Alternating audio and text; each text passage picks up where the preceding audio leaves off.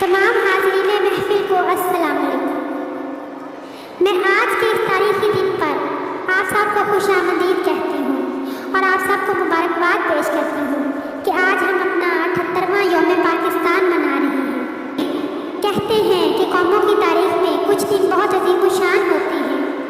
یہ وہ دن ہوتے ہیں جب ایک قوم کی تقدیر کا فیصلہ ہوتا ہے اور تقدیریں بدل جاتی ہیں۔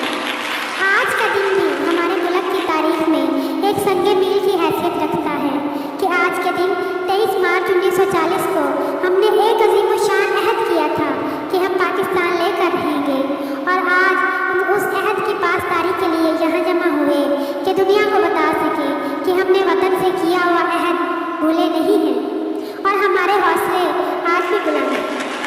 قرارداد پاکستان نے مسلمانان ہند کو ایک واضح اور روشن منزل دکھائی اور پوری مسلم قوم کو مسلم لیگ کے جھنڈے تلے جمع کیا، ورنہ پاکستان کا حصول محض ایک دیوانے کا خواب سمجھا گیا تھا۔ نشان راہ لے گیا اگر منزل پر، نشان راہ لے گیا اگر منزل پر، ہمارے راستے خود راستہ بنائیں گے۔ حاضرین محفل، 23 مارچ کی قرارداد وہ چابی تھی جس نے ایک اسلامی ریاست کے لیے باب کھولے۔ قائد اعظم محمد علی جناح نے اقبال کے خواب کو جلا بخشی اور ایک مملکت خداداد وجود میں آئی جو کہ ریاست مدینہ کے بعد پہلی اسلامی ریاست بنی۔ ہمارے عظیم رہنماؤں کی جدوجہد کو خراج تحسین پیش کرنے کے لیے ایسے دن منانے بہت ضروری ہیں، سو ہم آج کا دن بہت ہی جوش اور جذبے سے منائیں گے۔ اب وہ لمحہ آ گیا ہے جو کوئی بھی کام شروع کرنے سے پہلے بہت ضروری ہے، جب ہم اپنے رب کے حضور پیش ہوتے ہیں اور اس کی حمد و ثنا بیان کرتے ہیں۔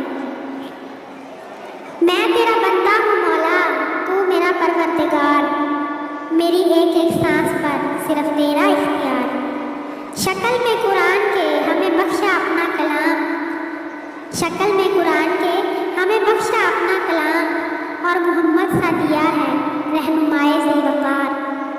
میں تلاوت کلام پاک کے لیے دعوت دینا چاہوں گی ایک طالب علم کو کہ وہ آئیں اور اللہ تعالیٰ کے بابرکت نام سے تقریب کا آغاز کریں۔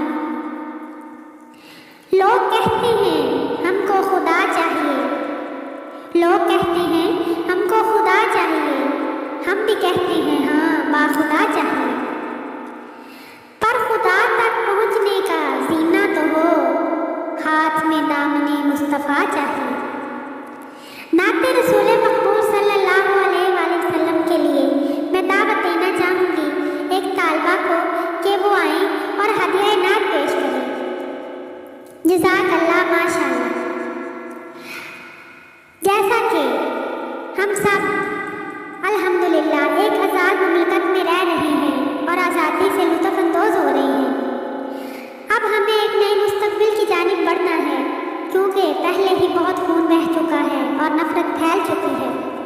اب ہمیں محبت، امن اور بھائی چارے کی فضا قائم کرنی ہے۔